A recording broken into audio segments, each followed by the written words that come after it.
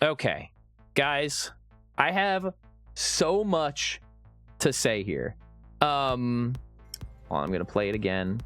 This character here has a very different frame than the Master of Masters and Lushu. Like, the last time we got a camera angle similar to this was like the Kingdom Hearts 3 ending. You had Mom do he does like the heart symbol while he looks up at the moon. And then there's like the Kingdom Hearts 4 announcement trailer.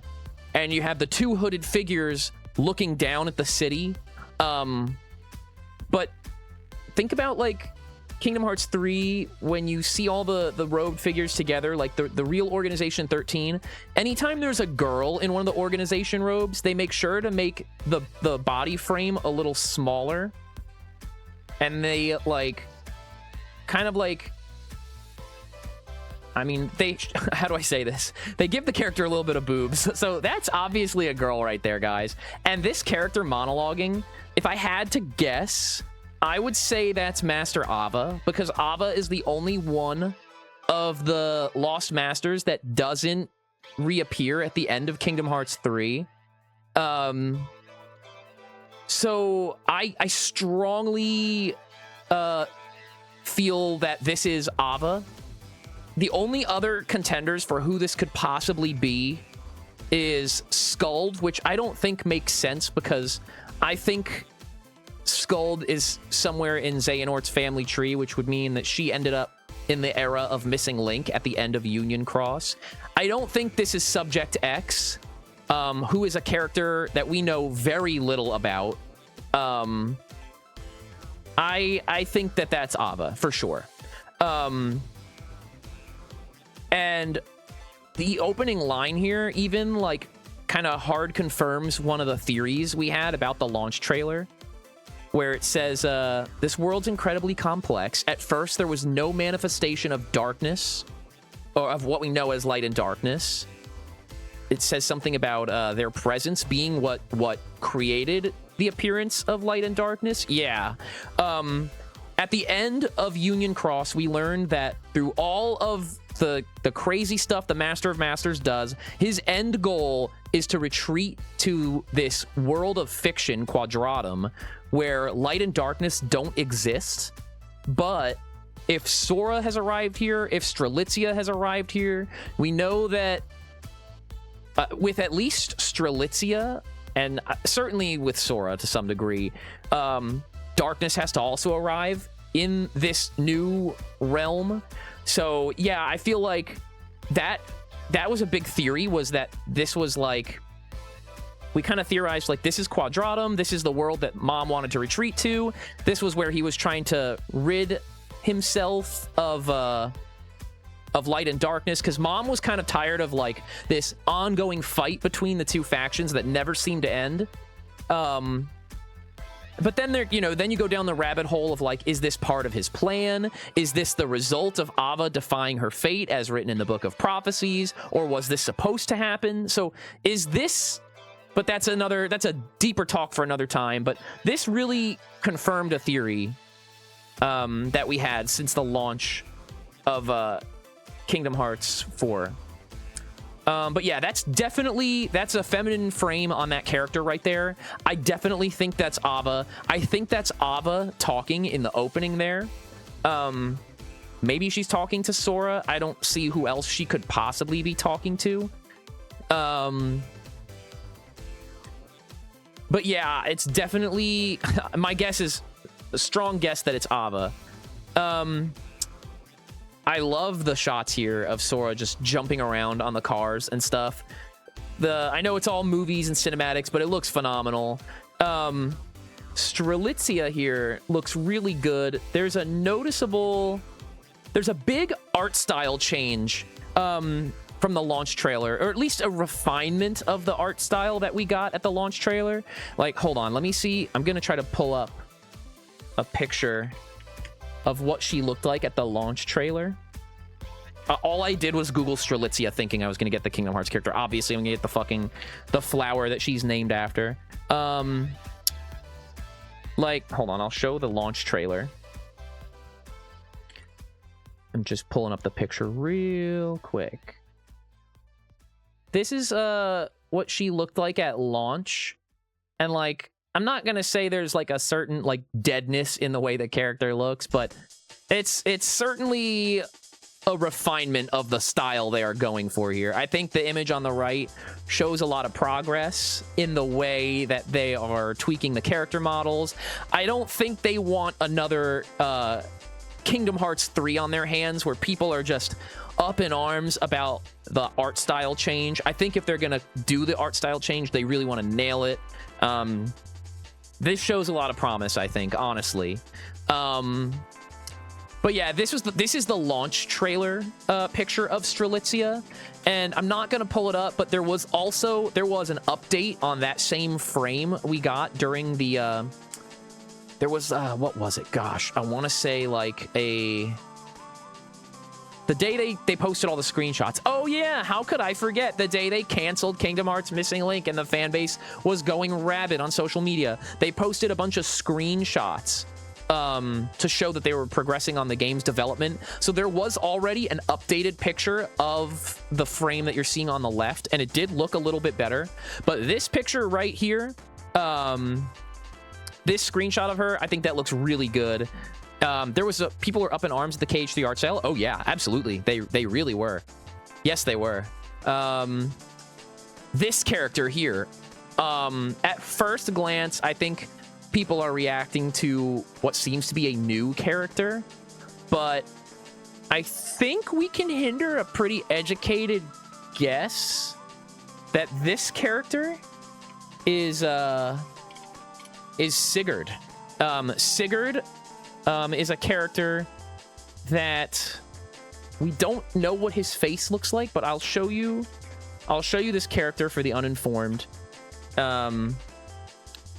Sigurd makes an appearance at the very, very last scene of Kingdom Hearts Union Cross, where the fate of the new Union leaders is revealed, and Brain is revealed to have traveled to some kind of alternate time or a time in the future of Union Cross. The outfit is pretty much the only tell. There's a color palette similarity. The way the purple part of the outfit kind of falls on his shoulders. I know there's no collar on his there's no like big collar on his Union Cross appearance there, but as we get through these next slides of these characters, you'll see that pretty much everyone just has like really exaggerated collars. Like I think that's just like a Nomura art style direction he's going for with these new characters in quotes. So this is Sigurd, and I think that's a really good educated guess.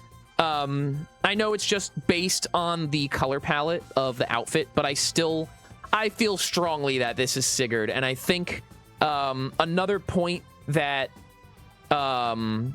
leans in favor of that is the fact that at the first Kingdom Hearts trailer, Kingdom Hearts 4 trailer, the reveal trailer, has a male voice narrating, and it's pretty obvious that it's Sigurd speaking to Sora. And Nomura confirmed the narrator of the first Kingdom Hearts 4 trailer is Sigurd.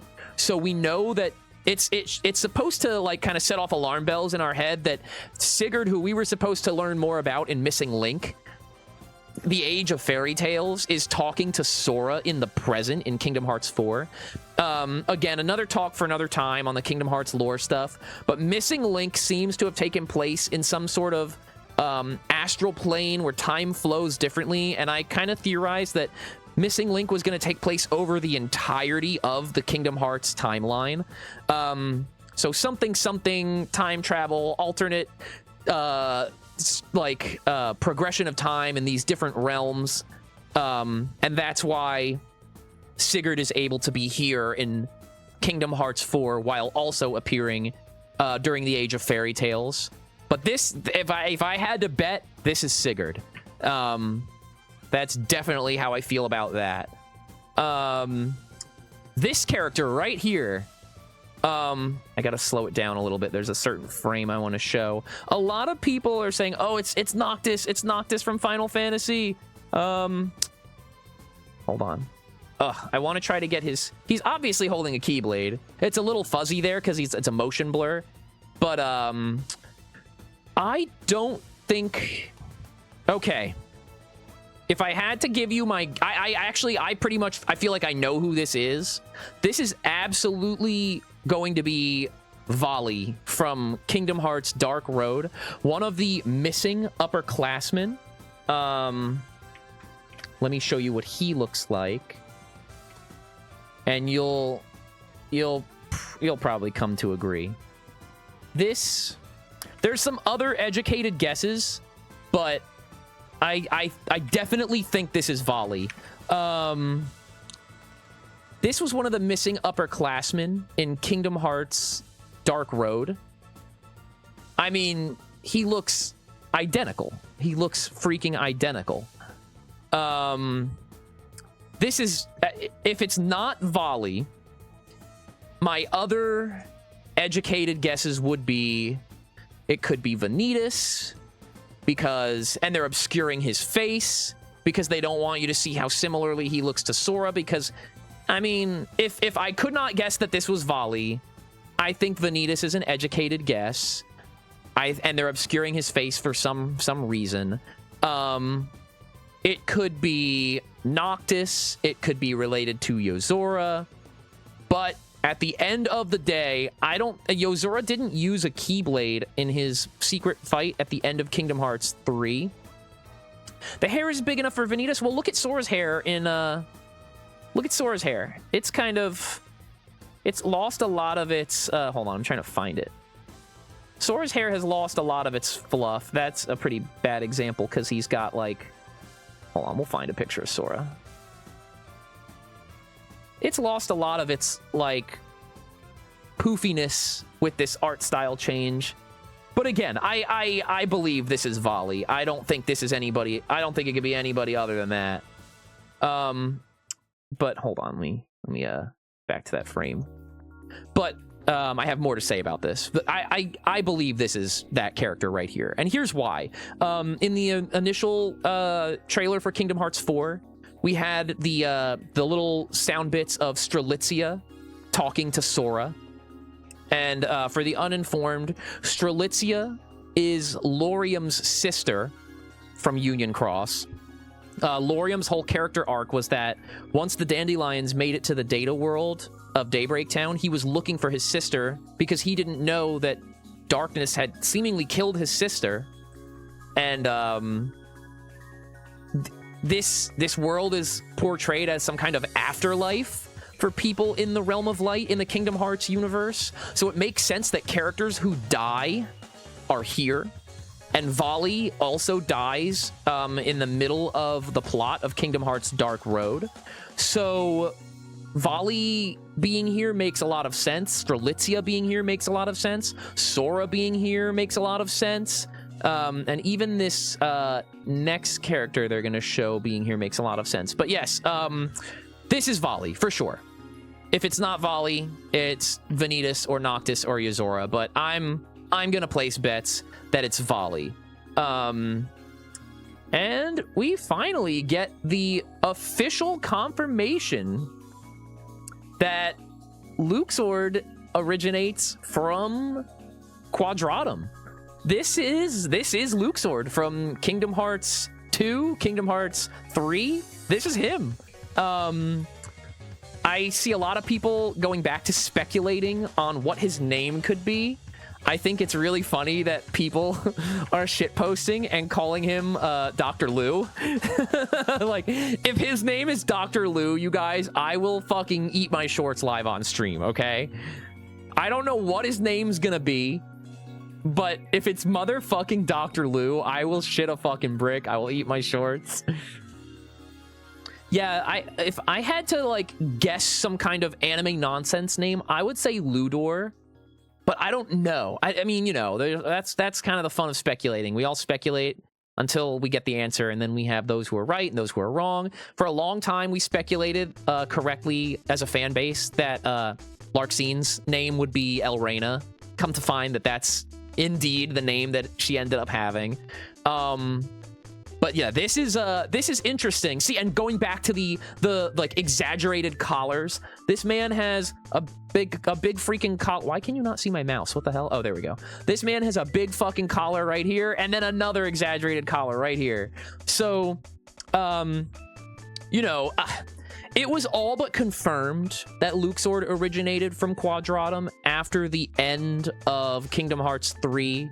The Kingdom Hearts 3 secret ending had that scene where Yozora wakes up in the back of the car, and then a voice says to him, "Amazing, isn't it?" And then we see Yozora's perspective. He's looking at the passenger seat of a car, and the rear view mirror shows quite literally this rectangle right here. We see this hairline, and the voice that says, "Amazing, isn't it?" is unmistakably Luxord's. So we as a community have pretty much figured that Luxord came from Quadratum, but this is the confirmation right here, and that's awesome. I love that we're getting all of these characters. Fluffy, hi! How you doing? Hearts. Kingdom Hearts, exactly. Kingdom fucking Hearts, bro. So, before I progress any further, I just want to go over these characters one more time because there is a big takeaway. Marluxia's sister, Strelitzia, who died at the hands of darkness in the middle of Kingdom Hearts Union Cross. This new character who is undoubtedly Sigurd from the era of Missing Link. And this character here, who is Vali from the era of Dark Road. This means that the lore from the technically lost media games, Kingdom Hearts Union Cross and Kingdom Hearts Dark Road, is not forgotten. And I'm really happy to see that these characters are being incorporated in the story in some way. All of these characters come from different points on the timeline in the Realm of Light as we know it. So I mean, you have Strelitzia from the Age of Fairy Tales. You have, if this character is Sigurd, he is from the Astral Plane in Missing Link, which we do not know much about at all. And then you have Vali from Dark Road, the sequel to Union Cross. And then you have Luxord, who's in the Realm of Light in the present. So all of these characters coming from different points in the timeline and arriving here in Quadratum, I think it's really nice to see that the mobile lore is not forgotten. And yeah, they were all about setting up for Kingdom Hearts 4, but I had this worry that because Missing Link was, Missing Link was canceled, we were gonna kind of shelve these characters and these concepts and these ideas. And that's not to say I expect all 12 of the upper class, all the upperclassmen, all the missing class. I don't think, you know, Heimdall and freaking and Helgi and Vor and all of them are gonna come back. I'm quite frankly, I'm astounded to see Vali here. It's interesting that we decided to bring this character back, but it means a lot for the significance of the mobile games, whose lore is phenomenally good for any long-time invested Kingdom Hearts fan. Now, I have a little bit more to say of this current tangent, but I want to show this next character. So there's Luxord. This is a blink and you miss it moment, guys. This right here, we're gonna go back. Right here, right here. I know a lot of Final Fantasy people want to point to the screen and yell, "Oh my god, it's Sephiroth!" I think those who are in the know on the art, or on the art and the plot, etc., of Missing Link, saw those feathers and were able to put two and two together here. This to me screams no,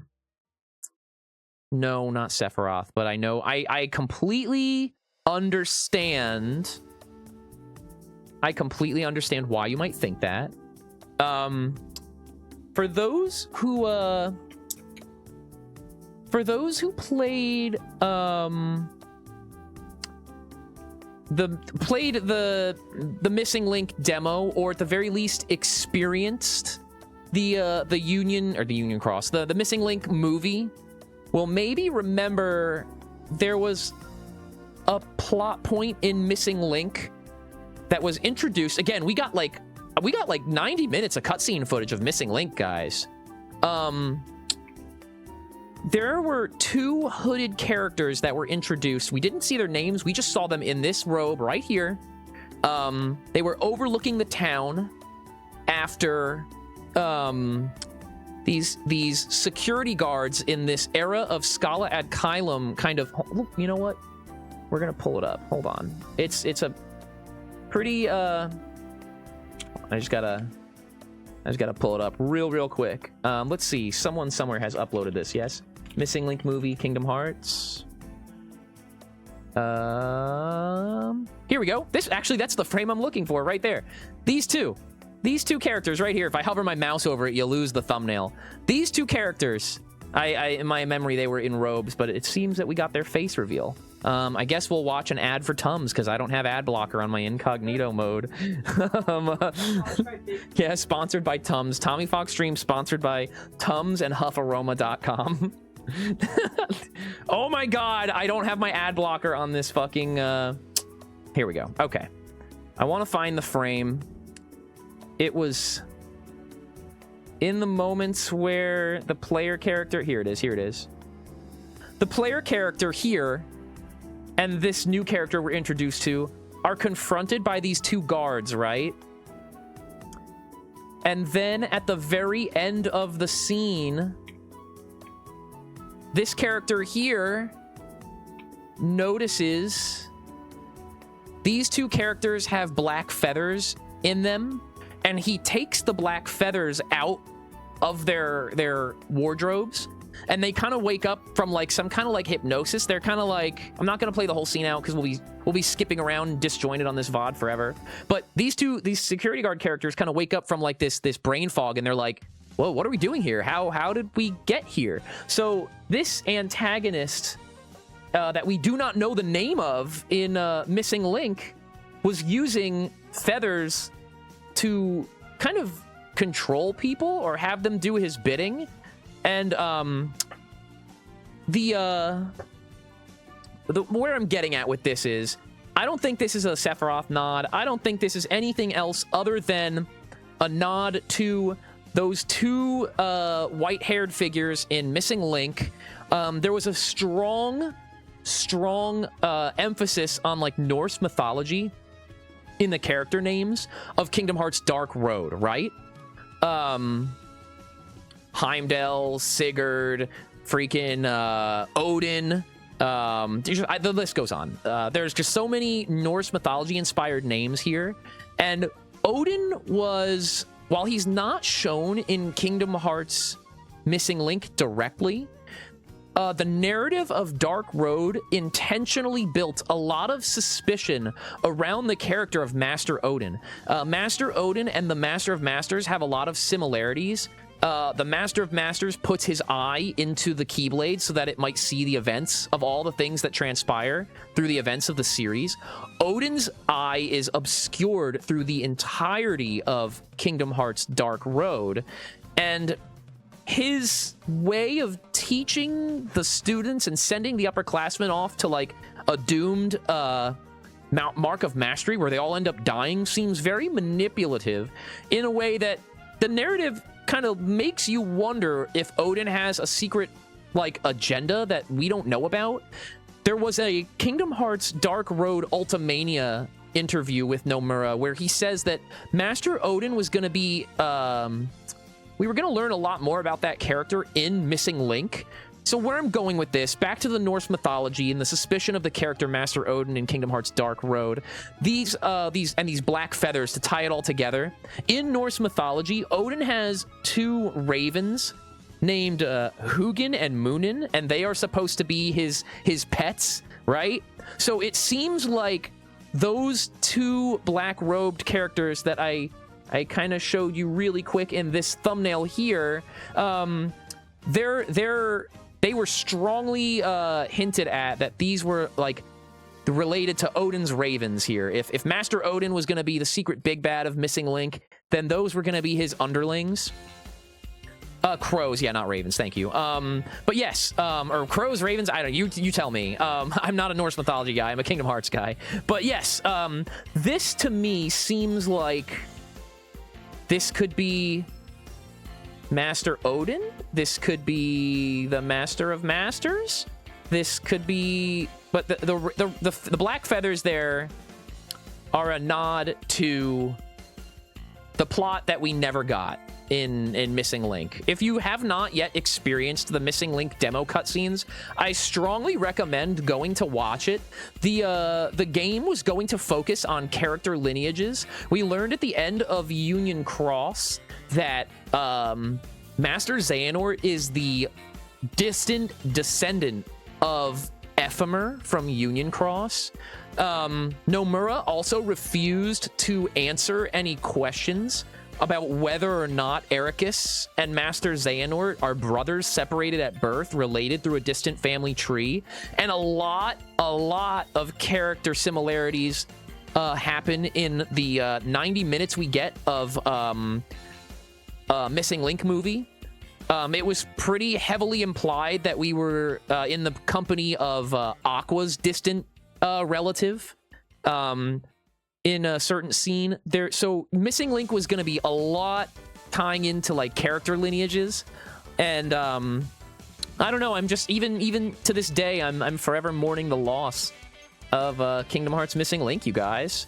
But all of these shots here, Strelitzia, Sigurd, Vali, Luxord, and this robed figure with the black feathers, all of that to me means that not only is the lore of Union Cross and Dark Road important, but we're even going to be getting things that were never fully revealed to us in Missing Link. Yes, that's Luxord. That's Luxord. Shredder, have you finished Kingdom Hearts 3? Yeah, holy shit, he's kind of hot now. Yeah, he gets hotter with every game, right? I think that's what the general consensus is. Okay, we'll move on, because this is, you know how they joke, like, you know that freaking, I can't remember the guy's name, but the content creator who made that, the Aqua was Norded trailer, like the meme when we all got the trailer that showed that Aqua had fallen to darkness, and you have like two types of Kingdom Hearts fans. You have the, oh neat, Kingdom Hearts 3 is out, and then you have the Aqua was Norded, Aqua's been freaking Norded, like deep level fans. This part right here, this whole trailer, there's a lot of casual fans that are like, oh neat, Kingdom Hearts 4. And then you have like the super fans like me that are like, holy shit, there's Strelitzia. Oh my god, it's definitely Luxord and Sigurd and Vali, and holy crap, are those the ravens from Missing Link? Like, this is that moment right here. This finally feels like, to give us a trailer with this many character confirmations and implied lore developments is huge. These seemingly new characters to the casual fan, this kind of takes me back to the Kingdom Hearts 3 hype train of when we were getting these new trailers every few months, right? And they were getting like, we were getting lore developments with these new trailers through the Kingdom Hearts 3 development cycle. We got the reveal that Larxene and Marluxia had returned. We, of course, got the famous Aqua's been Norded development. We got the final battle trailer. We got so much lore that was shown to us to kind of hold us over. This literal 5 seconds right here of all these character drops, this is that really substantial, like, delicious bit of new lore that we get. I'm gonna take a sip of water because I am running my mouth here.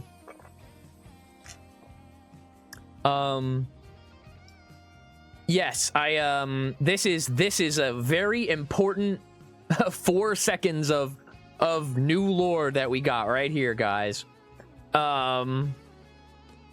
But anyway, let's continue. Okay, something I want to bring to your attention here in this frame with Donald and Goofy. Look at, like, the art style of the flames here when they happen. Hold on. Look at the way the flames move in this part of the trailer. It's kind of blink and you miss it. But there's, like, the way the flames are animated here, guys. I think it's... Before, it was like a light theory that Donald and Goofy were in the underworld talking to Hades. But I think this is pretty much... I mean, this is pretty on the nose here, guys. It's got that... It's got the very toony flame animated style of the Hercules movies. And we saw in Kingdom Hearts Dark Road, we saw characters actually... They died. They didn't just get reincarnated into somebody else. They didn't become a nobody. They didn't become a Heartless. No. They reached their natural end. And they were sent to the final world. And Xehanort and Ericus go to the underworld. They talk to Hades and say, can we talk to dead people here? Can we reach out to our friends we think might be dead?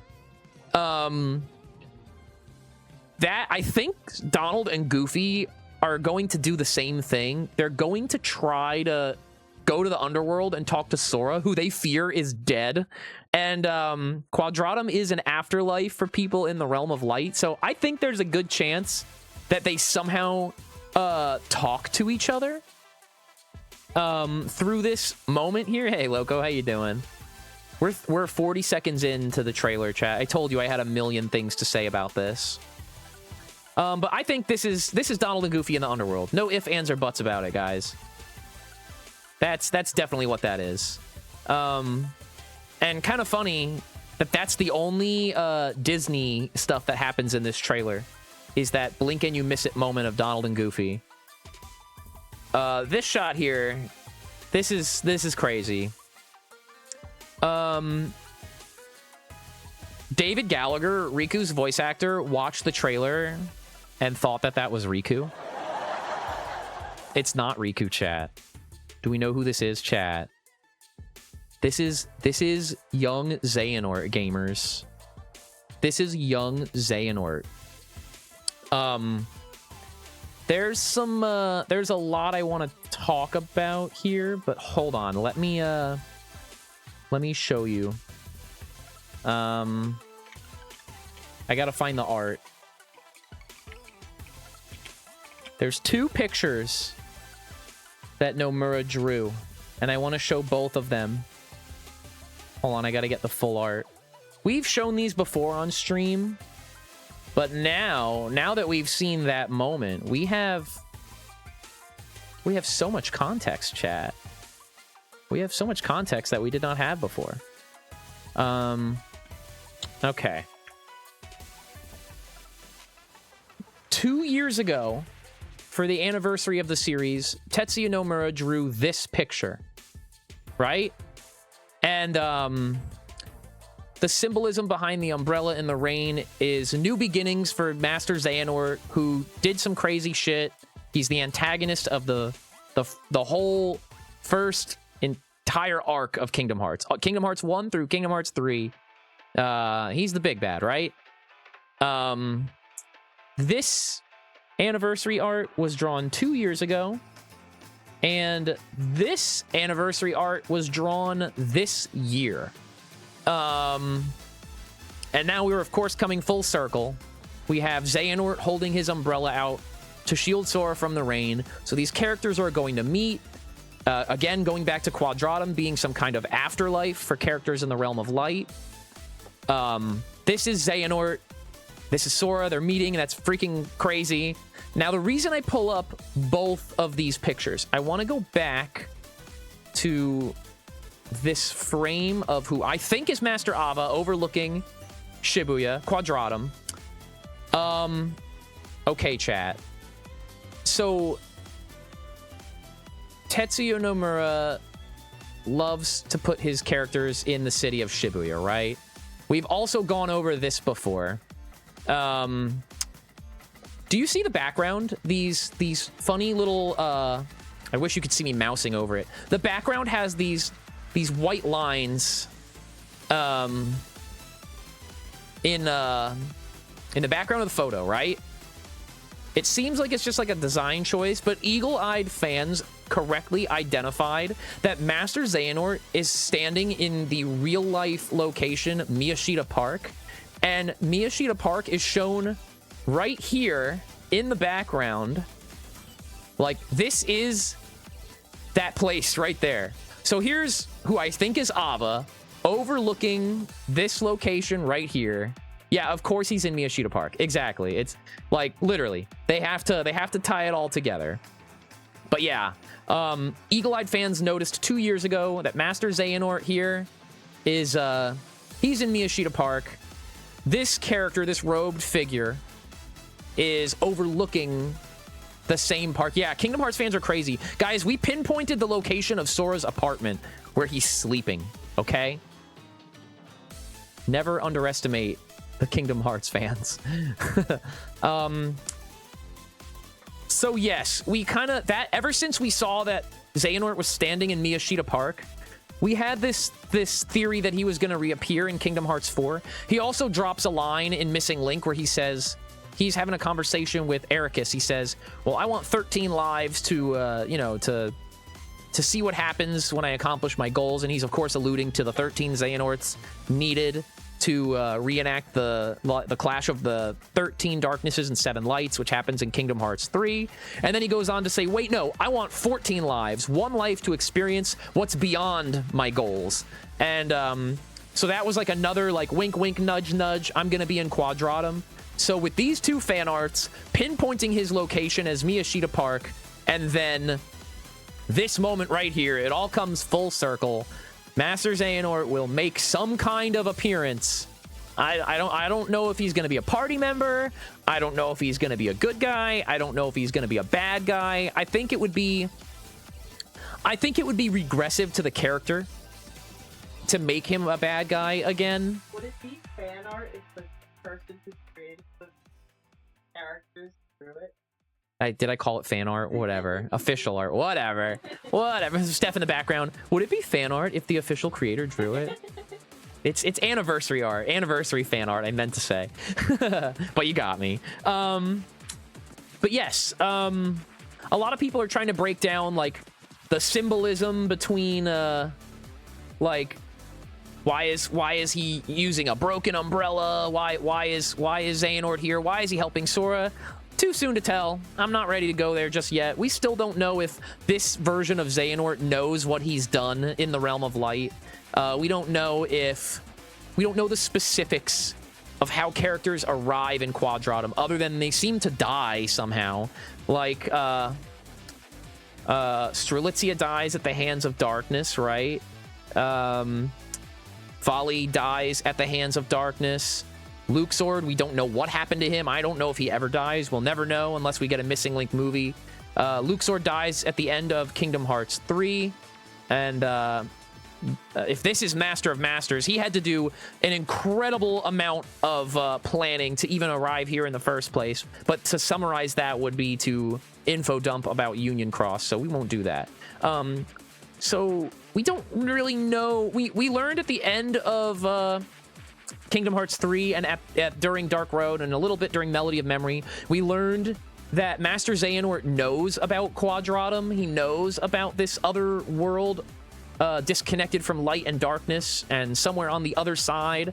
But yes, we don't know what this version of Xehanort knows. We don't know what to the extent of this character's knowledge. So I'm not ready to say he's a bad guy yet. I'm not ready to say he's a good guy. I'm not ready to say he's a party member of Sora.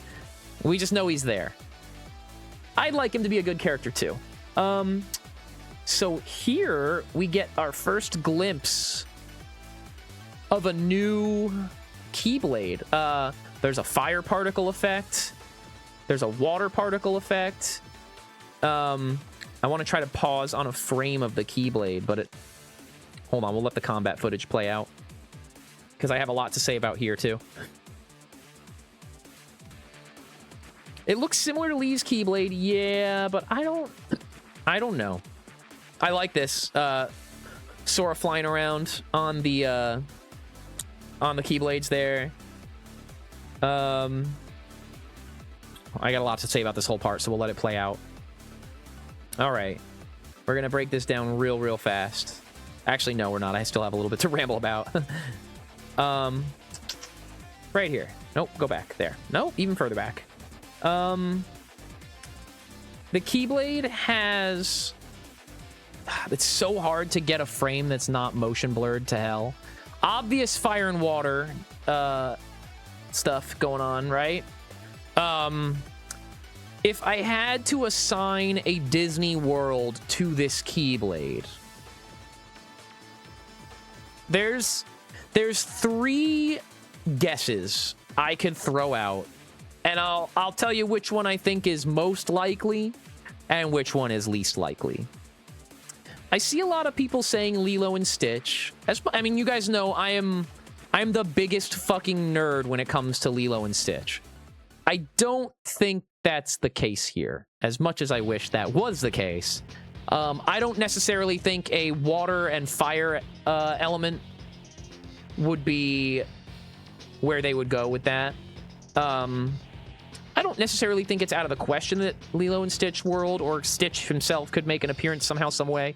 I just don't think that this Keyblade is what's telling us that that's going to happen. The two more likely educated guesses are, you guys have already said them, Moana and Elemental, chat. I think both of these make thematic sense for the narrative of Kingdom Hearts. I do also think that the Titans from Hercules could be a good guess too. I mean, we always go to the Hercules world in Kingdom Hearts numbered titles, and I think it's pretty obvious that we're going to the Hercules world. I'm not the guy's biggest fan by any means, but James Woods has been kind of like nudging Twitter and being like, talking a little bit about how he's going back to the recording booth to be Hades. He quote retweeted the announcement today and talked about how he might have some insider info and how this is going to be one of the best games in the series. He's already said a lot without saying anything, so we know we're going back to that world. I think it's pretty obvious we're going back to that world. I don't think a Keyblade of the Titans is out of the question. I do, however, think that it's more likely we get Moana, and it's more likely we get Elemental is the name of the movie, yes. And the reason I think those make thematic sense is we learned during the plot of Kingdom Hearts 3 that the 7 Princesses of Heart kind of transferred their power to a new 7 Hearts. It was kind of like briefly touched up on in Arendelle and Kingdom of Corona. During the plot of those worlds, we learned that Rapunzel, Elsa, and Anna are Princesses of Heart. We learned that Kairi is still a Princess of Heart. So we know 4 out of the new 7. It would make sense to put Moana in here and make her a candidate for one of the new Princesses of Heart. So I think that's kind of the low-hanging fruit, easy, educated guess. I think that Elemental is also another educated guess, just because I could see the themes of that movie being kind of relevant to like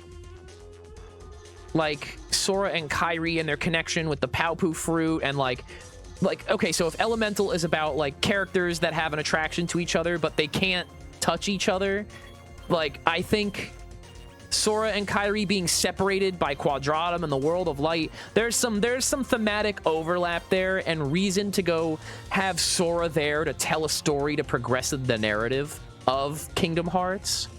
I think Moana is more likely because of how seamlessly it fits in, but I actually at this point am willing to say that I don't think Elemental is out of the question.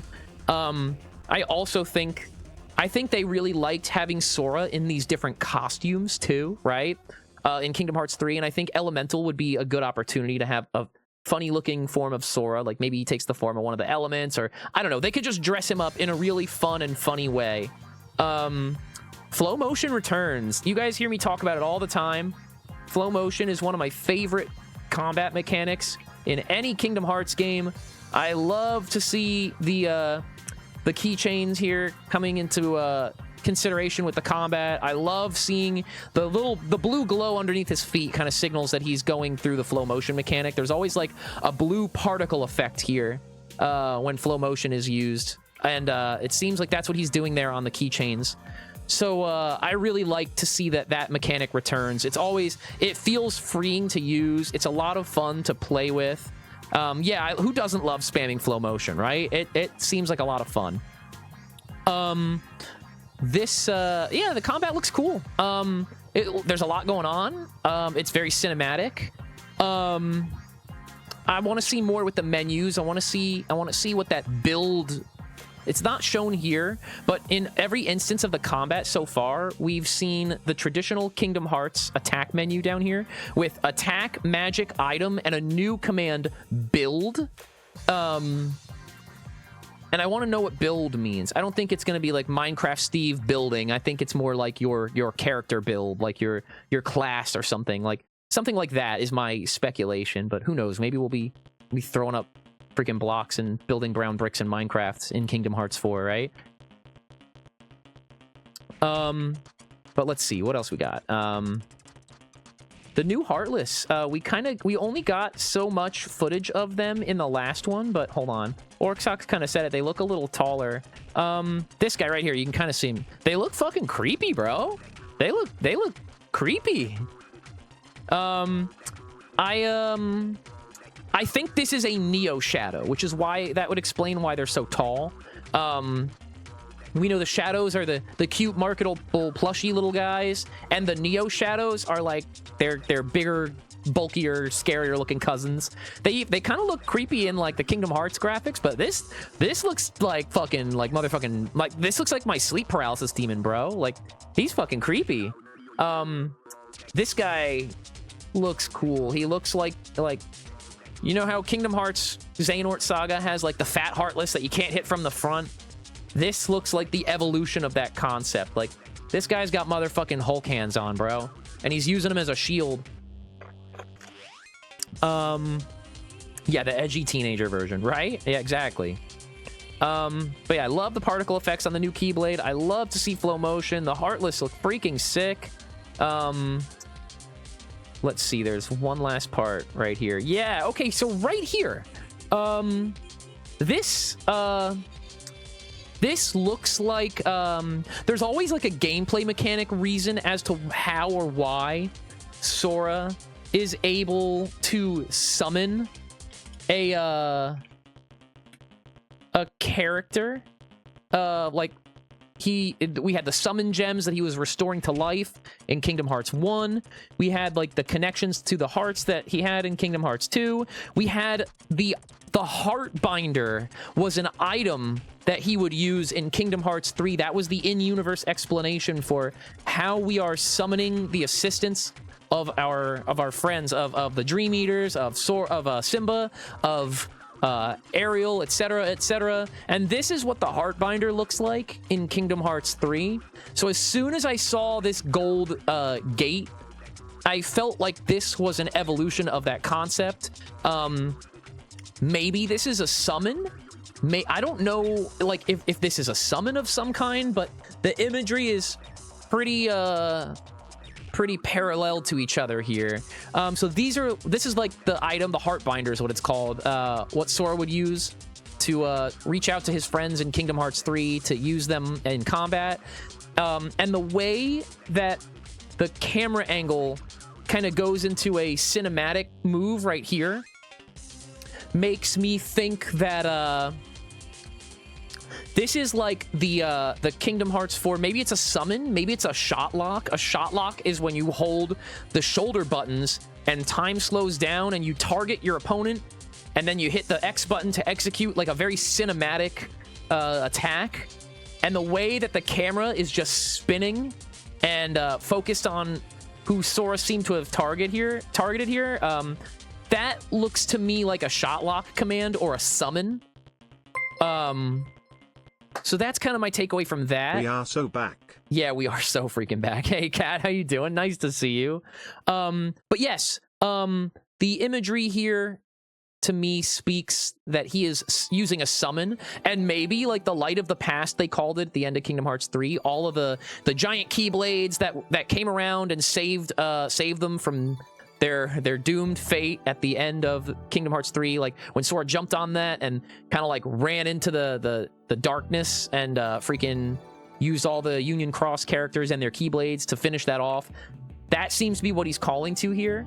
So I wouldn't be surprised if this is a summon, to be quite honest. And we're not seeing the combat menus down here. So I think that this is a summon or a shot lock based on that very cinematic angle that the camera takes here. But Kat, how you doing tonight? I hope you are having a nice night. It's nice to see you. Finally, this is like really, really brief, but so important, chat. Oh my god. Kind of a blink and you miss it moment. Right here, I'll rewind the footage, but watch right here on Darkseid's wrist. There seems to be a target. So I think that's the auto lock, the lock on. And look how snappy the combat footage is. Look how quick Sora's movements are. This is an obvious attempt to appease the Kingdom Hearts 2 combat fans. I like each Kingdom Hearts game for its different take on the combat, but I think we can all pretty plainly say that Kingdom Hearts 2 has the best combat in the series. I know I'm Kingdom Hearts 3's ultimate defender, I know, but I'm gonna say I like Kingdom Hearts 2's combat just a little more, right? But look how snappy his combat moves are. Yeah, I agree. Kingdom Hearts 3 combat with the tightness and the snappiness of Kingdom Hearts 2 would be perfect. But yeah, it's like, look how quick his attacks are. 1, 2, 3, 4. Like, they come right out, dude. Kingdom Hearts 3, you're gonna see, because this is not the end of the stream, guys. Once I finish analyzing the trailer, we're gonna play the Switch 2 demo version of Kingdom Hearts 3. I want to test it out, and I'll kind of revisit this talking point while we're doing it. You're gonna see, I don't want to call the combat slow, but it's a little floaty, and Sora, when he's mid-combo, he has to finish his attack animations before he hits the ground. But here, he's mid-attack animation, and he hits the ground, and you can kind of see before the camera cuts away, he snaps into the ground. The animation isn't finishing while he's, like, hovering over the ground. That was a big gripe with Kingdom Hearts 3's combat that a lot of people had.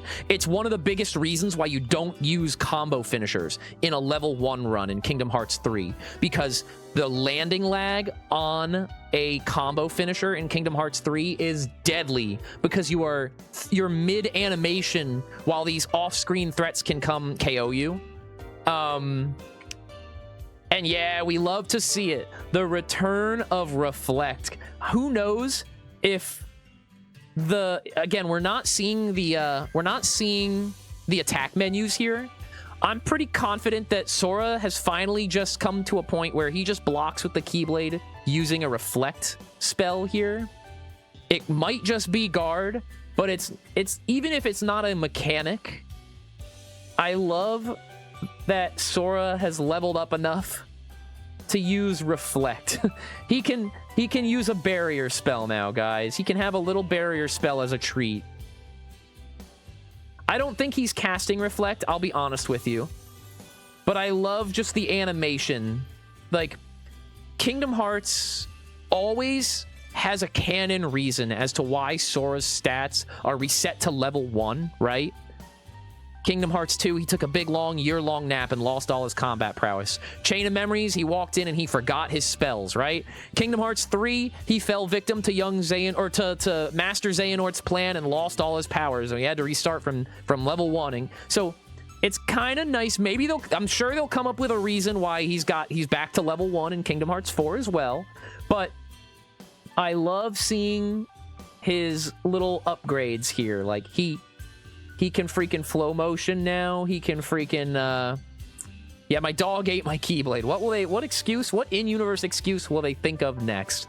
I love to see the reflect here, though. It just, I think that he deserves a little power scaling as a treat, right?